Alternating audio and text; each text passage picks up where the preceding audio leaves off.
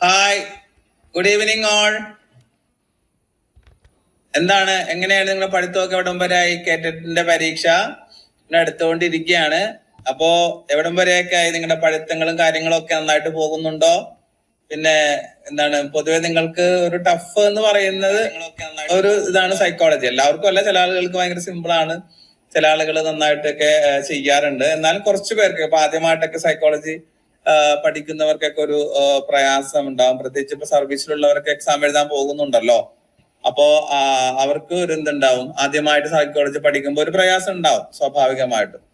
അപ്പൊ ഇന്ന് സൈക്കോളജിയുടെ വളരെ പ്രധാനപ്പെട്ടിട്ടുള്ള കുറച്ച് ഭാഗം, കുറച്ച് ടോപ്പിക്കിലെ ക്വസ്റ്റ്യൻസ് ആണ് നമ്മൾ ഡിസ്കസ് ചെയ്യുന്നത്. നമ്മുടെ ഇന്നത്തെ റിവിഷനിൽ വരുന്നത് കുറച്ച് ലേണിംഗ് തിയറിയും അതേപോലെ തന്നെ സാധാരണ പരീക്ഷകൾക്ക് വരുന്ന കുറച്ച് സംഭവങ്ങളുമാണ് നമ്മൾ എന്ത് ചെയ്തത് ഇന്നത്തെ ക്ലാസ്സിൽ ഡിസ്കസ് ചെയ്യുന്നത്. അപ്പോ ലൈവില് വന്ന ആളുകളൊന്ന് ഹായ് പറ കേട്ടോ. നമുക്കൊന്ന് വന്നു കഴിഞ്ഞാല് തുടങ്ങാം. അപ്പൊ ലൈവില് വന്നവരൊക്കെ ഒന്ന് ഹായ് പറയാം. ടെൻഷൻ ഒന്നും ആകാതെ നിങ്ങൾ പഠിക്കാം. പിന്നെ ഇപ്പോ സർവീസിലുള്ളവർക്ക് പുതിയൊരു നോട്ടിഫിക്കേഷൻ വരാൻ പോകുന്നുണ്ട് എന്നുള്ളതാണ് നിലവിൽ നമ്മൾ അറിഞ്ഞിട്ടുള്ളത്. എന്നിരുന്നാലും പഠനത്തിൽ ഒരു കുറവ് വരണ്ട. അടുത്തൊരു നോട്ടിഫിക്കേഷൻ ഉണ്ടല്ലോ, അപ്പൊ ശ്രമിക്കാം എന്ന് കരുതണ്ട. ഇതിനകത്ത് പാസ്സായി കഴിഞ്ഞാൽ അത്രയല്ലേ, നല്ല കാര്യമല്ലേ. അപ്പൊ അതുകൊണ്ട് നിങ്ങൾ എന്ത് ചെയ്യാം, ഇതിനകത്ത് തന്നെ ശ്രമിക്കാം കേട്ടോ. അപ്പൊ നമുക്ക് നമ്മള് തെരഞ്ഞെടുത്തിട്ടുള്ള ടോപ്പിക്കിൽ നിന്ന് വരുന്ന ചോദ്യങ്ങളിലൂടെയാണ് ഇന്ന് നമ്മൾ പോകുന്നത്. അപ്പൊ നിങ്ങൾ ആദ്യം ആൻസർ ചെയ്യാൻ ശ്രമിക്കുക. നമുക്കറിയാം സൈക്കോളജി എന്ന് പറയുമ്പോൾ അതിനകത്ത് ഇപ്പോ ഇൻഡയറക്റ്റ് ആയിട്ടുള്ള ചോദ്യങ്ങളൊക്കെ വരാറുണ്ട്. അപ്പൊ ആ സംഭവം എന്താണെന്ന് നമ്മൾ പഠിച്ചു വെച്ചിട്ടുണ്ടാവും. പക്ഷെ അത് മാത്രം പോരാ, അതിന്റെ ഇൻഡയറക്റ്റ് ആയിട്ട് വരുന്ന ചോദ്യങ്ങളെയും നമ്മൾ എന്ത് ചെയ്യാൻ പറ്റണം, നമുക്ക് പരിചയപ്പെടാൻ പറ്റണം. ഓക്കെ, അപ്പൊ വന്ന ആളുകളൊക്കെ ഒന്ന് ഹായ് അടിക്കൂ. ഇന്നും തുടങ്ങി നമുക്ക് അടുത്ത ആദ്യത്തെ ചോദ്യത്തിലേക്ക് പോകാം കേട്ടോ. നിങ്ങൾ ശ്രദ്ധിക്കുക, നിങ്ങളൊന്ന് ആൻസർ പറയാൻ ശ്രമിച്ചു നോക്കുക. പഠിച്ച ഭാഗങ്ങളൊക്കെ ഒന്ന് റീകോൾ ചെയ്തെടുക്കാനും ആൻസർ ചെയ്യാൻ പറ്റുന്നുണ്ടോ എന്നുള്ളത് എന്താണ് നിങ്ങൾക്കും ഒരു കോൺഫിഡൻസ് വരും. ഓക്കെ, അപ്പൊ നമ്മൾ ഒന്നാമത്തെ ചോദ്യത്തിലേക്ക് പോവുകയാണ്. നിങ്ങൾ ആൻസർ പറയണം കേട്ടോ. ഒന്ന്, ഇങ്ങനത്തെ ചോദ്യം കാണുമ്പോൾ പേടിച്ചു പോകരുത്. പൊതുവെ സൈക്കോളജിയിൽ നമ്മൾ ഡൗൺ ആയി പോകുന്നതാണ് സാധാരണ വലിയ ചോദ്യങ്ങൾ കാണുമ്പോൾ ഒരു ഭയപ്പാട് നമുക്ക് ഉണ്ടാവും. ഓക്കെ, അപ്പൊ അങ്ങനെ ഭയപ്പെടണ്ട. ചോദ്യം ഇതാണ്: ടീച്ചർ വിനു എന്ന കുട്ടിയെ കുറിച്ച് നടത്തിയ ഒരു പ്രസ്താവന ഇതാണ്. എന്താണ്? ആശയഗ്രഹണത്തിൽ അവന് പരിമിതിയുണ്ട്, അവന്റെ ഓർമ്മശക്തി മോശമാണ്, താരതമ്യം അതുപോലെ വർഗീകരണം എന്നിവയിൽ അവൻ പിന്നോക്കമാണ്. ടീച്ചർ തന്റെ ക്ലാസ്സിലെ കുട്ടിയെ കുറിച്ച് നടത്തിയ ഒരു പ്രസ്താവന കുട്ടിയെ ഏത് വികാസ പ്രശ്നത്തിലേക്കാണ് വിരൽ ചൂണ്ടുന്നത്? അതായത് ഈ ചോദ്യം കാണുമ്പോൾ എന്തൊക്കെയോ സംഭവങ്ങൾ ഇതിനകത്ത് ഉണ്ട് എന്ന് നമുക്ക് തോന്നിപ്പോകും. പക്ഷെ ഒന്ന് ഇരുത്തി ചിന്തിച്ചാൽ നമുക്ക് ആൻസറിലേക്ക് എത്താൻ പറ്റുന്ന ഒന്നേ ഉള്ളൂ. ഇവിടെ ഒരു കുട്ടിയെ കുറിച്ച് ടീച്ചർ നടത്തിയ പ്രസ്താവന ഇതാണ്: ആശയഗ്രഹണത്തിൽ അവന് പരിമിതിയുണ്ട്, ഓർമ്മശക്തി കുറവാണ്. അപ്പൊ ഈ സംഭവങ്ങളൊക്കെ ഏത് ഡെവലപ്മെന്റുമായിട്ട് ബന്ധപ്പെട്ട് വരുന്നതാണ്? ആ ഒരു കീ പോയിന്റ് ഉണ്ട്. പാരഗ്രാഫ് സെന്റൻസ് ഒന്നും നോക്കണ്ട, നമുക്ക് ആൻസറിലേക്ക് എത്താതെ കീ പോയിന്റ് ഇത്തരം ചോദ്യങ്ങൾ ഉണ്ടാകും. അവിടെ ഓർമ്മശക്തി, ആശയഗ്രഹണം, വർഗീകരണം എന്നൊക്കെ ക്ലാസിഫിക്കേഷൻ എന്നൊക്കെ വരുമ്പോൾ അത് ഏത് വികാസവുമായി ബന്ധപ്പെട്ടാണ്? ഫിസിക്കൽ ഡെവലപ്മെന്റ് ആണോ, ഇമോഷണൽ ഡെവലപ്മെന്റ് ആണോ, കോഗ്നിറ്റീവ് ഡെവലപ്മെന്റ് ആണോ, സോഷ്യൽ ഡെവലപ്മെന്റ് ആണോ? ഓക്കെ, ആൻസർ നിങ്ങൾ ടൈപ്പ് ചെയ്തിട്ട് കുറച്ചുകൂടി നന്നായിരിക്കും കേട്ടോ.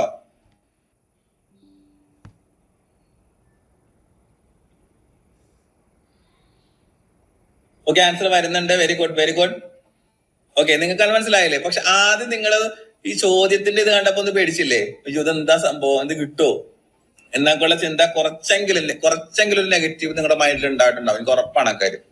പക്ഷെ വായിച്ചു കഴിഞ്ഞപ്പോ ഒന്നുമില്ല സംഭവം കേട്ടോ. എല്ലാവരും വളരെ ഗുഡ് ആയിട്ട് ആൻസർ പറയുന്നുണ്ട്. ഇവിടെ ഓർമ്മശക്തി, ക്ലാസിഫിക്കേഷൻ, അതുപോലെ താരതമ്യം, ഇതൊക്കെ വരുന്നത് ഏത് ഇതുമായി ബന്ധപ്പെട്ടതാണ്? വൈജ്ഞാനിക വികാസവുമായിട്ട് ബന്ധപ്പെട്ടതാണ്. ആ വൈജ്ഞാനിക വികാസത്തിൽ തന്നെ നമ്മൾ പിയാഷയുടെ തിയറി പഠിച്ചിട്ടുണ്ട്, ബ്രൂണറുടെ തിയറി പഠിച്ചിട്ടുണ്ട്. ബോർഡ് വെച്ചിട്ട് തന്നെ നമ്മൾ മനസ്സിലാക്കി പോന്നിട്ടുണ്ട്. അത് നിങ്ങൾ പഠിക്കാം കേട്ടോ. അവിടെ കറക്റ്റ് ആൻസർ ശരിയാണ്. വൈജ്ഞാനിക വികാസം അഥവാ കോഗ്നിറ്റീവ് ഡെവലപ്മെന്റിന്റെ ഒരു സംഭവമാണ് ടീച്ചർ ഇവിടെ ചൂണ്ടിക്കാണിക്കുന്നത്. ക്ലിയർ ആണല്ലോ? അടുത്ത ചോദ്യത്തിലേക്ക് പോകാം. പഠനത്തിൽ മാതൃകകളുടെ അഥവാ റോൾ മോഡൽ പ്രാധാന്യം ഊന്നി പറയുന്ന സിദ്ധാന്തം ഏതാണ്? നിങ്ങളൊന്ന് ആൻസർ ചെയ്യാൻ ശ്രമിക്കുക കേട്ടോ. റോൾ മോഡൽ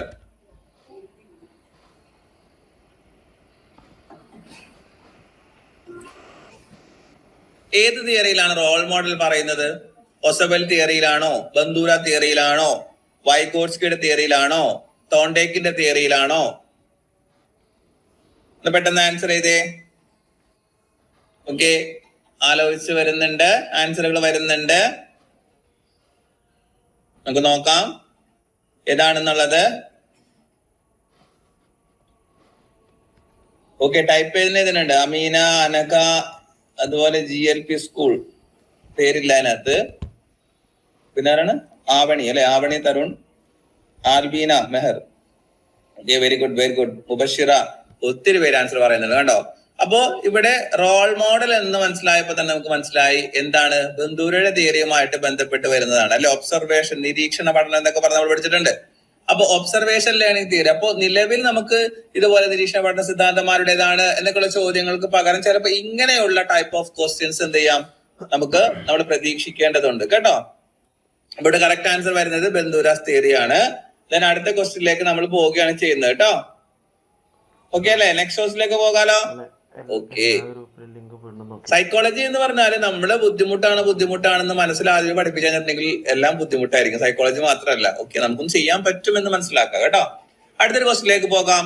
ദുർബല വിദ്യാർത്ഥികളെ സഹായിക്കാൻ കൂട്ടുകാരുടെ പിന്തുണ അധ്യാപകൻ പ്രോത്സാഹിപ്പിക്കുന്നു. ഇത് സൂചിപ്പിക്കുന്ന എന്തിനെയാണ്? ക്ലാസ്സിൽ വളരെ വീക്കായിട്ടുള്ള വിദ്യാർത്ഥികളെ സഹായിക്കണമെന്ന് ഫ്രണ്ട്സിനോട് പറയാണ് അധ്യാപകൻ. ഇതെന്തിനെയാണ് സൂചിപ്പിക്കുന്നത്? ഈ ഒരു പ്രവൃത്തിയെ എന്താണ്? റീഇൻഫോഴ്സ്മെന്റ് ആണോ, സോൺ ഓഫ് പ്രോക്സിമൽ ഡെവലപ്മെന്റ് ആണോ, റൂട്ട് ലേണിംഗ് ആണോ, കണ്ടീഷനിങ് ആണോ? ഏതാണ് വരുന്നത്? ഒന്ന് ആൻസർ ചെയ്തേ.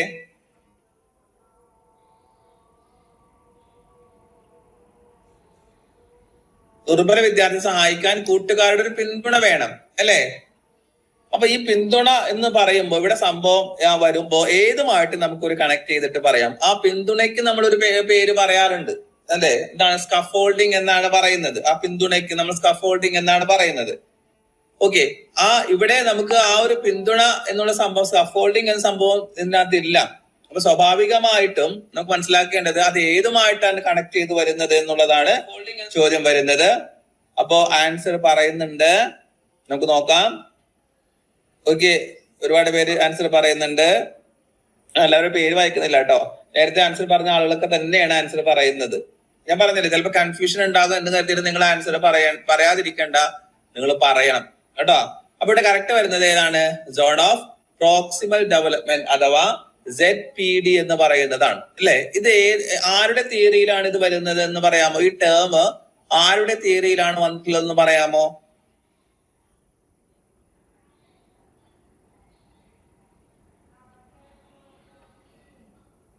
ഒന്ന് കമന്റ് ചെയ്യാമോ? ആരുടെ തിയറിയിലാണ് ഇത് വന്നിട്ടുള്ളത് എന്നൊന്ന് കമന്റ് ചെയ്യാമോ? പെട്ടെന്ന് കമന്റ് ചെയ്ത് അടുത്ത ചോദ്യത്തിലേക്ക് പെട്ടെന്ന് പോകാം. ഓരോ കാര്യങ്ങളും നമ്മൾ ഇങ്ങനെ എന്ത് ചെയ്യണം? റീകോൾ ചെയ്തിട്ട് എടുക്കണം. പഠിച്ച കാര്യങ്ങൾ നമ്മൾ റീകോൾ ചെയ്തിട്ട് എടുക്കണം. അപ്പൊ ഏതിനകത്താണ് ഇത് വന്നിട്ടുള്ളത് എന്ന് പറയാമോ? Okay, very good very good. Answer പറയുന്നുണ്ട് ലക്ഷ്മി, അതുപോലെ റസാഖ്. വൈഗോട്സ്കിയുടെ തിയറിയിലാണ് ZPD പറയുന്നത്. Very good. അടുത്ത ക്വസ്റ്റിലേക്ക് പോവുകയാണ്. ഫുട്ബോളിന് പകരം, ചോദ്യം ശ്രദ്ധിക്കാം, ഫുട്ബോളിന് പകരം നൃത്തം തെരഞ്ഞെടുക്കുന്ന ആൺകുട്ടിയെ വിദ്യാർത്ഥികൾ പരിഹസിക്കുമ്പോൾ അധ്യാപകൻ അവിടെ ഇടപെടുന്നു. ചോദ്യം ശ്രദ്ധിക്കാം. ഫുട്ബോളിന് പകരം ഒരു ആൺകുട്ടി നൃത്തം തെരഞ്ഞെടുക്കുകയാണ്. അപ്പൊ കുട്ടികൾ കളിയാക്കുന്നു. അപ്പൊ ഇവിടെ അധ്യാപകൻ ഇടപെടുകയാണ്, അതങ്ങനെ ചെയ്യുന്നത് ശരിയല്ല എന്നൊക്കെ പറഞ്ഞിട്ട്. അപ്പൊ ഈ ഇടപെടൽ പ്രധാനമായും പിന്തുണയ്ക്കുന്നത് എന്തിനെയാണ്? അതാണ് ക്വസ്റ്റ്യൻ. എന്തിനെയാണ്? ജെൻഡർ ന്യൂട്രാലിറ്റിനെയാണോ? ഫ്രീഡം ഫ്രം ജെൻഡർ സ്റ്റീരിയോടൈപ്സ് ആണോ? ജെൻഡർ ഡിസിപ്ലിൻ, ജെൻഡർ എന്താണ് കൺഫോർമിറ്റി എന്നാണോ? ഏതാ പറയുന്നത്? ആലോചിച്ച് കഴിഞ്ഞാൽ പെട്ടെന്ന് നമുക്ക് ആൻസറിലേക്ക് എത്താൻ പറ്റുന്ന ഒന്നാണ് അല്ലേ. ഓക്കെ, ആൻസർ വരുന്നുണ്ട്.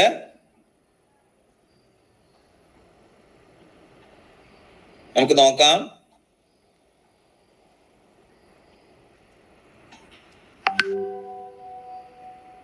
ഓക്കെ, നമുക്ക് പറഞ്ഞു നോക്കാം. ഇവിടെ ശാസന എന്ന് പറഞ്ഞത് കൊണ്ടായിരിക്കും കുട്ടി സ്വാഭാവികമായിട്ട് ഇങ്ങനെ പറയുമ്പോൾ നിങ്ങൾ അങ്ങനെ പറയാൻ പാടില്ല എന്ന് ആ ഒരു ആശയമല്ല നമ്മൾ ചിന്തിക്കേണ്ടത്.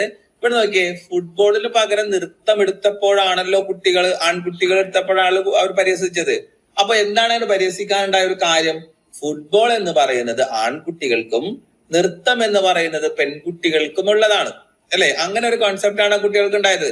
അപ്പോ അതുകൊണ്ട് ആ ഒരു ടൈപ്പ് ആക്കി വെച്ചിരിക്കുകയാണ് ചെയ്തിട്ടുള്ളത്. അപ്പൊ ഇവിടെ കറക്റ്റ് ആൻസർ ആയിട്ട് വരുന്നത് എന്താണ്? Freedom from gender stereo type. ഇപ്പൊ നമ്മൾ പറയില്ലേ, ഇപ്പോ എന്താണ് അടുക്കളയിൽ അല്ലെങ്കിൽ കിച്ചണിൽ ജോലി ചെയ്യേണ്ടത് പെൺകുട്ടികളാണ് എന്ന് നമ്മൾ പറയുന്നു, അല്ലെങ്കിൽ നമ്മൾ സമൂഹം ചിന്തിക്കുന്നു.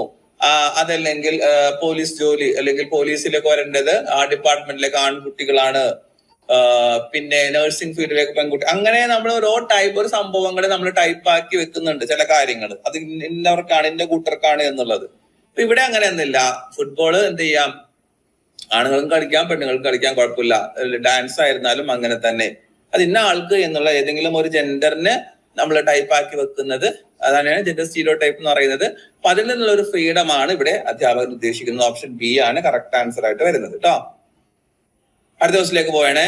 ട്രീ എന്ന വാക്കിന്റെ ഉച്ചാരണം, എഴുത്ത്, അർത്ഥം എന്നിവ തമ്മിലുള്ള ബന്ധം വിദ്യാർത്ഥികൾ പഠിക്കുന്നു. ഇത് ശ്രദ്ധിക്കുക. ട്രീ എന്ന വാക്കിന്റെ ഉച്ചാരണം, എഴുത്ത്, അർത്ഥം എന്നിവ തമ്മിലുള്ള ബന്ധം വിദ്യാർത്ഥികൾ പഠിക്കുന്നു. ഇത് എന്തിനെ സൂചിപ്പിക്കുകയാണ്? വെർബൽ അസോസിയേഷൻ ആണോ, റൂൾ ലേണിംഗ് ആണോ, കൺസെപ്റ്റ് ലേണിംഗ് ആണോ, സിഗ്നൽ ലേണിംഗ് ആണോ? ഗ്യാഗ്നയുടെ തിയറിയുമായി ബന്ധപ്പെട്ടുകൊണ്ടാണ് ഇത് വരുന്നത്. ഏതാണ് ആൻസർ?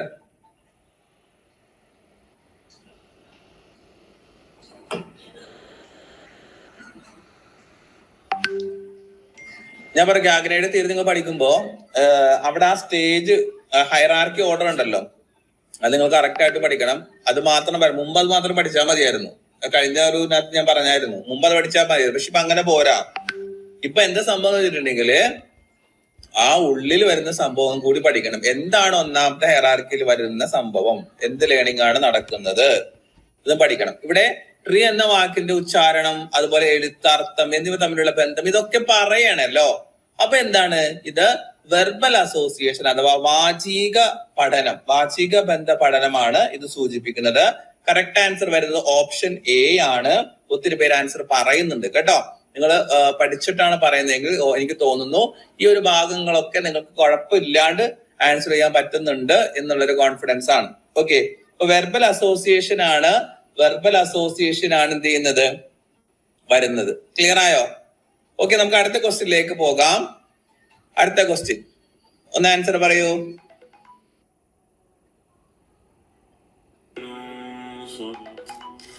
പെട്ടെന്ന് ആൻസർ പറയൂ കേട്ടോ.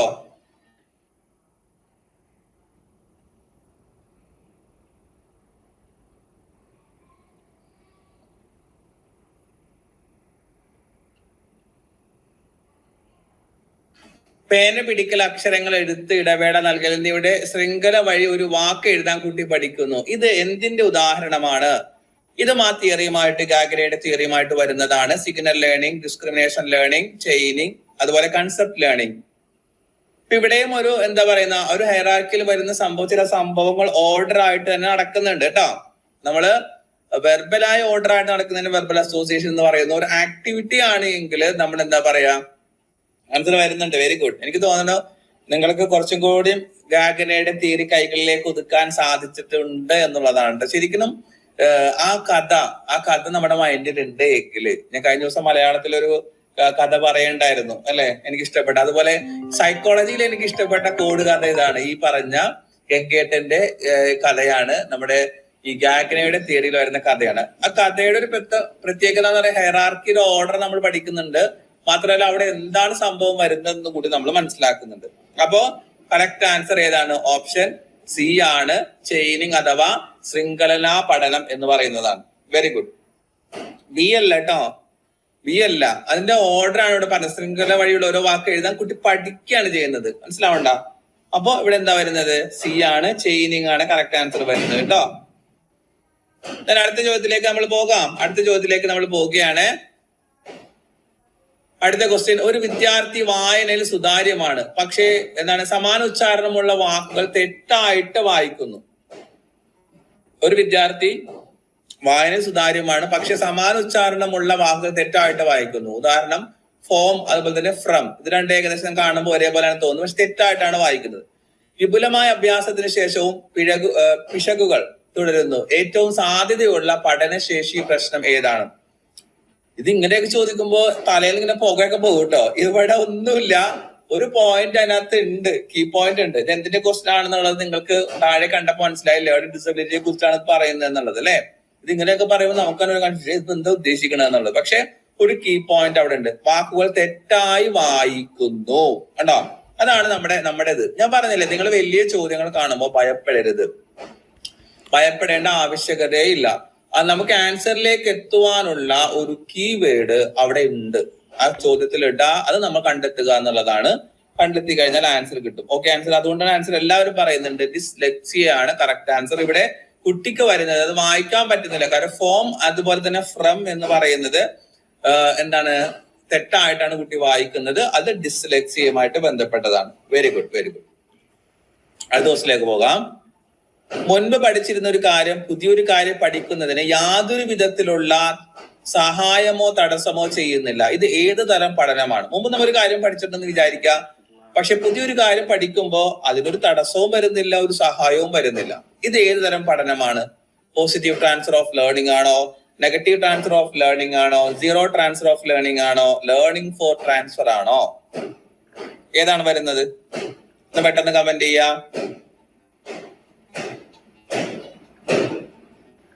Very good, very good. Answer ഇങ്ങനെ ചറപറ വരുന്നുണ്ട് കേട്ടോ. Very good. ഏതാണ്? Very good. Zero transfer of learning ആണ്. ഇവിടെ നമ്മൾ മനസ്സിലാക്കേണ്ടത് അവിടെ കീ പോയിന്റ് ആണ്. മുമ്പ് പഠിച്ചിരുന്ന ഒരു കാര്യം പുതിയൊരു കാര്യം പഠിക്കുമ്പോ ഒരു തടസ്സമാകുന്നില്ല, സഹായമാകുന്നില്ല. മനസ്സിലാവുന്നുണ്ടോ? സഹായമാകുന്നുണ്ടെങ്കിൽ മുമ്പ് പഠിച്ചിരുന്ന ഒരു സ്കില്ല് അല്ലെങ്കിൽ മുമ്പ് പഠിച്ചിരുന്ന ഒരു കാര്യം പുതിയൊരു കാര്യത്തിന് സഹായമാകുന്നുവെങ്കിൽ അതിന് നമ്മൾ പോസിറ്റീവ് ട്രാൻസ്ഫർ ഓഫ് ലേണിംഗ് എന്നാണ് പറയുന്നത്. സഹായമാകുകയാണെങ്കിൽ. തടസ്സമാകുകയാണെങ്കിൽ നെഗറ്റീവ് ട്രാൻസ്ഫർ ഓഫ് ലേണിംഗ് എന്നാണ് പറയുന്നത്. മനസ്സിലാവുന്നുണ്ട്? ഇപ്പൊ ഞാൻ ഉദാഹരണം പറഞ്ഞു, നെഗറ്റീവ് ട്രാൻസ്ഫർ ഓഫ് ലേണിംഗിന്റെ ഉദാഹരണമാണ് നമ്മളിപ്പോ ഇവിടെ എന്ത് ചെയ്യണേ, ഇവിടെ കാർ ഡ്രൈവിംഗ് പഠിക്കുന്ന ആള് പഠിച്ചിരുന്ന ആള് ഗൾഫിലേക്ക് പോകുമ്പോ എന്ത് സംഭവിക്കുന്നു? ഗൾഫിലേക്ക് പോകുമ്പോ അവർക്ക് പഠിക്കാൻ ബുദ്ധിമുട്ട് വരുന്നു. അത് നെഗറ്റീവ് ട്രാൻസ്ഫർ ഓഫ് ലേണിംഗിന് എക്സാമ്പിൾ ആണ് കേട്ടോ. ഇവിടെ തടസ്സമോ സഹായമോ ചെയ്യുന്നില്ല, സീറോ ട്രാൻസ്ഫർ ഓഫ് ലേണിംഗ് ആണ്. സി ആണ് കറക്റ്റ് ആൻസർ. ഒരുപാട് പേര് ആൻസർ പറയുന്നുണ്ട്. Very good, very good. അടുത്ത ചോദ്യത്തിലേക്ക് പോവുകയാണ് കേട്ടോ. ഫഹദിന്റെ പ്രശ്നപരിഹാര മാർഗങ്ങൾ കണ്ടെത്താനുള്ള കഴിവുണ്ട്. ഫഹദിന്റെ ഈ കഴിവിനെ എങ്ങനെ വിശേഷിപ്പിക്കാം? ഒരു പ്രോബ്ലം വന്നിട്ടുണ്ടെങ്കിൽ ഫഹദിന് അത് സോൾവ് ചെയ്യാനുള്ള കഴിവുണ്ട്. ഇതിനെന്താ പറയാ? ഇന്റലിജൻസ് ആണോ, കൺവേർജന്റ് തിങ്കിങ് ആണോ, ക്രിയേറ്റിവിറ്റി ആണോ എന്നുള്ളത് പറയാം. ഒരു പ്രോബ്ലം സോൾവ് ചെയ്യാനുള്ള ഇത് ഉണ്ട് അവന്. മനസ്സിലാവുന്നുണ്ടോ? ഒരു പ്രശ്നം വരുമ്പോഴാണല്ലോ പുതിയ പുതിയ മാർഗങ്ങൾ നമ്മൾ അതിനു വേണ്ടി കണ്ടെത്തുന്നത്. അതിനെന്താണ് പറയുന്നത്? ഇന്റലിജൻസ് ആണോ, കൺവേർജന്റ് തിങ്കിങ് ആണോ, ക്രിയേറ്റിവിറ്റി ആണോ? ആൻസർ വരുന്നുണ്ട്. ബി പറയുന്നുണ്ട്, സി പറയുന്നുണ്ട്. ഏതാണ് ചോദ്യം? നിങ്ങൾ ശ്രദ്ധിക്കാട്ടോ. ഫഹദിന് പ്രശ്നപരിഹാര മാർഗങ്ങൾ കണ്ടെത്താനുള്ള കഴിവുണ്ട്. ആ കഴിവിന് എന്താ പറയാ? ആ കഴിവിന് എന്താ പറയാ? കൺവേർജന്റ് തിങ്കിങ് എന്നാണോ പറയുന്നത്? കൺവേർജന്റ് തിങ്കിങ് എന്നാണോ ആ കഴിവിനെ പറയുന്നത്? ഇപ്പൊ എനിക്കൊരു കാര്യം എന്റെ മുമ്പിലേക്ക് വരികയാണ്, ഒരു സംഭവം വരികയാണ്. അപ്പൊ എനിക്കത് ഇതെങ്ങനെ ഞാൻ ചെയ്യും? ഇത് കൊള്ളാം, ഇത് ഇങ്ങനെ ചെയ്തു കഴിഞ്ഞിട്ടുണ്ടെങ്കിൽ ഈ രൂപത്തിലേക്ക് കൊണ്ടുപോകാം എന്ന് ഞാൻ പുതുതായിട്ട് ഒരു ഐഡിയ ചിന്തിക്കുകയാണ്. അതിനെന്താ പറയാ? Very good. ആൻസർ പറയുന്നുണ്ട് ക്രിയേറ്റിവിറ്റി. കുറച്ചൊരു ബി പറയുന്നുണ്ട്. കൺവേർജന്റ് തിങ്കിങ് ഇതുമായിട്ട് ബന്ധമേ ഇല്ല കേട്ടോ. കൺവേർജന്റ് തിങ്കിങ് എന്താണ്, ഡൈവേർജന്റ് തിങ്കിങ് എന്താണെന്നുള്ളത് കോഡ് വെച്ചിട്ട് നമ്മൾ അവിടെയും പറഞ്ഞിട്ടുണ്ട്. ഇവിടെ പ്രശ്നം പരിഹരിക്കാനുള്ള കഴിവിനെ എന്താ പറയുന്നത്? ക്രിയേറ്റിവിറ്റി എന്നാണ് പറയുന്നത്. സി ആണ് കറക്റ്റ് ആൻസർ വരുന്നത്. ആ ചോദ്യം നിങ്ങൾക്ക് മനസ്സിലായില്ലേ? ഒന്ന് മനസ്സിരുത്തി വായിച്ചാൽ നമുക്ക് കിട്ടാവുന്നതാണ്. പുതിയൊരു ആശയങ്ങൾ അല്ലെങ്കിൽ ഒരു പ്രശ്നത്തിന് പുതിയൊരു പരിഹാര മാർഗം കൊണ്ടുവരുന്ന കഴിവിനെ നമുക്ക് ക്രിയേറ്റിവിറ്റി എന്നാണ് പറയുന്നത് കേട്ടോ. ഓക്കെ, അടുത്ത ദിവസത്തിലേക്ക് പോകാം. രാഹുൽ സ്കൂളിൽ പഠിക്കുന്ന സമയത്ത് ഓരോ ക്ലാസ്സിലും ഫസ്റ്റ് വാങ്ങുമ്പോഴും അവന്റെ അച്ഛൻ അവൻ സമ്മാനങ്ങൾ നൽകുമായിരുന്നു. എന്നാൽ കോളേജിൽ എത്തിയപ്പോൾ രാജു പഠനത്തിൽ പിന്നിലേക്ക് പോകുന്നു. ഇവിടെ രാജുവിന് പഠിക്കുവാൻ പ്രേരിപ്പിച്ച അഭിപ്രേരണ എന്താണ്? സ്കൂളിലായിരുന്നപ്പോ എന്തേനു? ഓരോ ക്ലാസ്സിലും ഫസ്റ്റ് വാങ്ങുമ്പോൾ അച്ഛന് പ്രത്യേക സമ്മാനം കൊടുക്കുന്നു. പിന്നെ കോളേജിലേക്ക് പറയുന്നത് നമ്മൾ പറയാ ഇപ്പൊ വലിയ കുട്ടിയായില്ലേ, ഇപ്പൊ സമ്മാനത്തിന്റെ ഒന്നും ആവശ്യമില്ല അല്ലെ.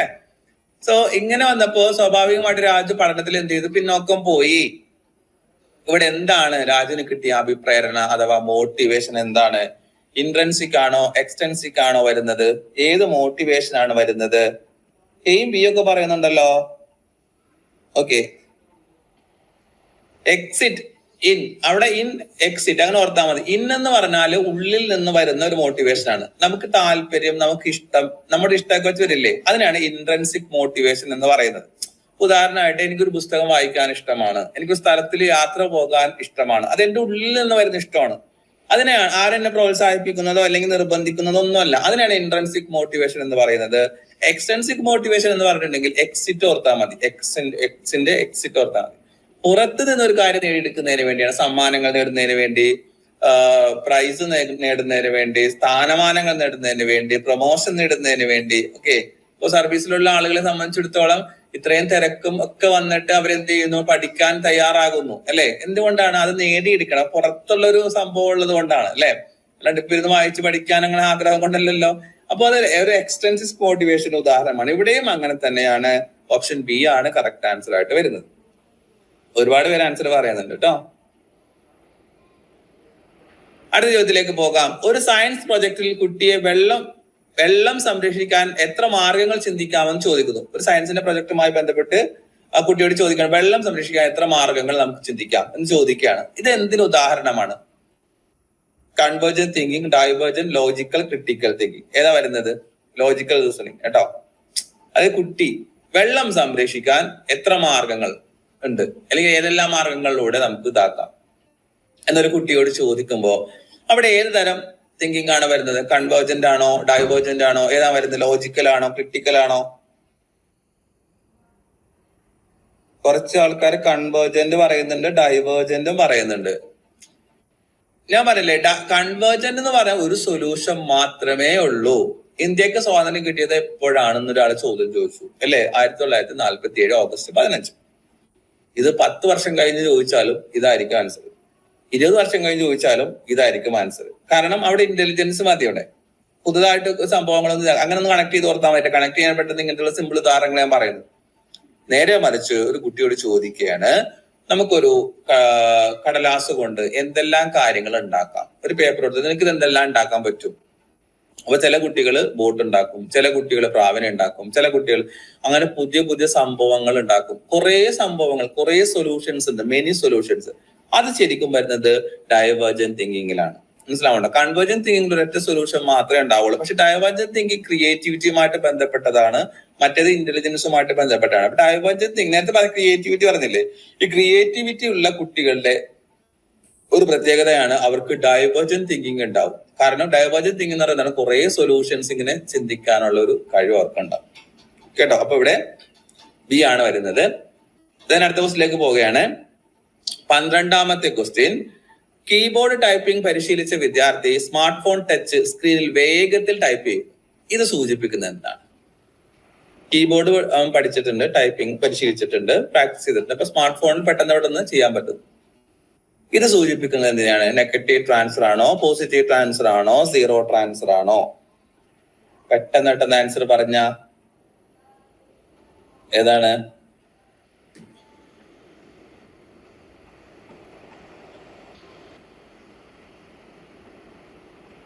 ഓക്കെ, വെരി ഗുഡ് അല്ലെ. എല്ലാവരും പറഞ്ഞു. ഇവിടെ നിങ്ങൾ ഉത്തരം മാത്രം ശ്രദ്ധിച്ചാൽ മതി. മുമ്പത്തെ പഠനം പുതിയ പഠനത്തെ സഹായിക്കുന്നില്ലേ? മുമ്പ് കീബോർഡ് പഠിച്ചതുകൊണ്ടല്ലേ സ്മാർട്ട് ഫോണിൽ നന്നായിട്ട് ടൈപ്പ് ചെയ്യാൻ പറ്റുന്നത്. അപ്പൊ സഹായിക്കുന്നുണ്ടെങ്കിൽ അത് പോസിറ്റീവ് ട്രാൻസ്ഫർ ഓഫ് ലേണിംഗ് ആണ്. മനസ്സിലാവുന്നുണ്ടോ? മുമ്പ് പഠിച്ച കാര്യം ഇപ്പൊ തടസ്സമാകുന്നുണ്ടോ, പ്രശ്നമാകുന്നുണ്ടോ ഉണ്ടെങ്കിൽ അത് നെഗറ്റീവ് ട്രാൻസ്ഫർ ഓഫ് ലേണിംഗ് ആണ്. മുമ്പ് പഠിച്ചിരുന്ന കാര്യം തടസ്സവും ആകുന്നില്ല, സഹായവും ആകുന്നില്ലെങ്കിൽ zero transfer of learning. For example പറയാണ്, മുമ്പ് ഫ്രഞ്ച് പഠിച്ചിരുന്ന ഒരാള് എന്ന് വിചാരിക്കാം. ഫ്രഞ്ച് പഠിച്ച ഇപ്പൊ അവന് മാത്സ് പഠിക്കാൻ പോകുന്നു. അപ്പൊ നേരത്തെ ഫ്രഞ്ച് പഠിച്ചു എന്നുള്ളത് കൊണ്ട് ഇപ്പൊ മാത്സ് പഠിക്കുന്ന വല്ല തടസ്സമുണ്ടോ? ഉണ്ടാവോ? ഇല്ല. അപ്പൊ അതാണ് സീറോ ട്രാൻസ്ഫർ ഓഫ് ലേണിംഗ്. അപ്പൊ ഇവിടെ സഹായമായത് കൊണ്ട് തന്നെ correct answer positive transfer of learning ആണ് വരുന്നത്. ബി ആണ്. ഒത്തിരി പേര് ആൻസർ പറഞ്ഞു. ഞാൻ എല്ലാവരും പേര് വായിച്ചിട്ട് ഇതാക്കുന്നില്ല. ചില ആൾക്കാർ ടൈപ്പ് ഒക്കെ ചെയ്തിരുന്നത് വളരെ നല്ല കാര്യമാണ്. നമുക്കത് പഠിച്ച കാര്യങ്ങൾ ഒന്നുകൂടി ഉറപ്പിക്കാൻ സഹായിക്കും. അടുത്ത ക്വസ്റ്റ്യൻ. താഴെ പറയുന്നവയിൽ കുട്ടികളിൽ സർഗാത്മകത അഥവാ ക്രിയേറ്റിവിറ്റി ഉണ്ടാക്കുവാൻ ചെയ്യാവുന്ന കാര്യം ഏതാണ്? ഏത് കാര്യമാണ്? ഒരു കുട്ടിയിൽ ക്രിയേറ്റിവിറ്റി ഉണ്ടാക്കാൻ നമുക്ക് എന്ത് ചെയ്യാം? തുറന്ന ചോദ്യങ്ങൾ, സ്വതന്ത്ര ചിന്ത, പുതിയ ആശയങ്ങൾ നൽകൽ, മുകളിൽ പറഞ്ഞതെല്ലാം. എന്താണ് നിങ്ങൾക്ക് തോന്നുന്നത്? ഒരു ക്രിയേറ്റിവിറ്റി ചിൽഡ്രന്റെ ചെയ്യാവുന്ന കാര്യം ഏതാണ്? ക്രിയേറ്റിവിറ്റി ഉണ്ടാക്കാൻ ഒരു കുട്ടിയിൽ ചെയ്യാവുന്ന കാര്യം എന്താണ്? നോക്കട്ടെ, ഒരുപാട് പേര് ആൻസർ പറയുന്നുണ്ട്. തുറന്ന ചിന്തകൾ, എന്തായാലും തുറന്ന ചോദ്യങ്ങൾ വേണം അല്ലെ. ഇന്നത് മാത്രം ഒരു റൂട്ടിൽ മാത്രം പോയി കഴിഞ്ഞാൽ ശരിയാവില്ല. സ്വതന്ത്ര ചിന്ത വേണം. കുറച്ചും കൂടെ നന്നായിട്ട് ചിന്തിക്കാൻ കുട്ടിക്ക് കഴിയണം. പുതിയ ആശയങ്ങളെ കൊണ്ടുവരാൻ സാധിക്കണം. ഇതൊക്കെ എന്താണ്, ഒരു കുട്ടിയിൽ ക്രിയേറ്റിവിറ്റി അഥവാ സർഗാത്മകത ഉണ്ടാക്കുന്നതിന് സഹായിക്കുന്ന കാര്യമാണ് കേട്ടോ. അപ്പൊ കറക്റ്റ് ആൻസർ ഓപ്ഷൻ ഡി ആണ് വരുന്നത്. ഡി മനസ്സിലാക്കാം.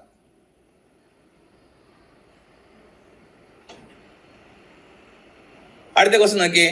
താഴെ പറയുന്നതിൽ തെറ്റായ ജോഡി ഏതാണ്? തെറ്റായ ജോഡി ഒന്ന് കണ്ടുപിടിച്ചേ. തെറ്റായ ജോഡി ഇത്ര മാർക്കുകൾ പോകുന്ന ഒരു ഏരിയ ആണ് അല്ലെ. McClelland achievement motivation, Bruner discovery learning, Maslow motivation theory, Gagne hierarchy of needs.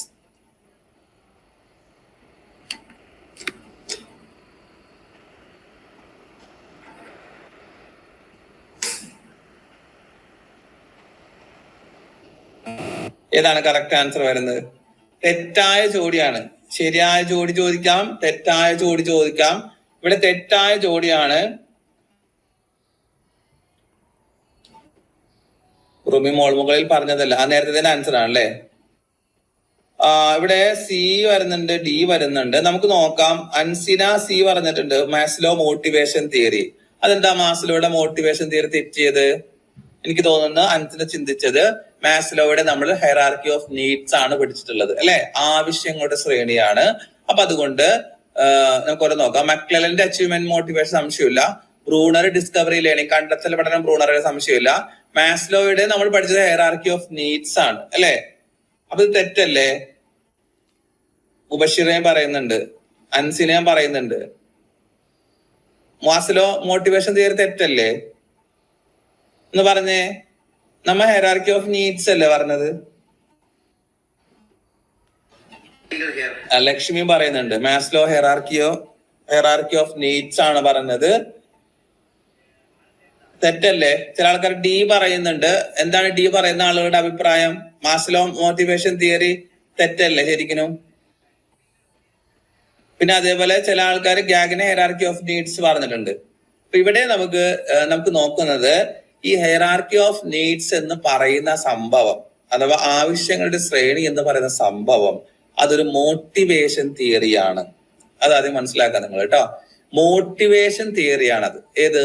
നമ്മൾ പറയുന്ന പേര് ഹൈറാർക്കി ഓഫ് നീഡ്സ് ആണ്. പക്ഷെ ആ തിയറി എന്ത് തിയറിയാണ്? മോട്ടിവേഷൻ തിയറിയെ കുറിച്ചാണ് അവിടെ ആ ഒരു ഹൈറാർക്കിയിൽ പറയുന്നത്. അപ്പൊ മോട്ടിവേഷൻ തിയറി എന്ന് പറഞ്ഞാലും ഹൈറാർക്കി ഓഫ് നീഡ്സ് എന്ന് പറഞ്ഞാലും അത് ശരിയാണ്, മാസ്ലോയുടെ ശരിയാണ്. കാരണം ആ തിയറി മോട്ടിവേഷൻ തിയറിയിലാണ് വരുന്നത്.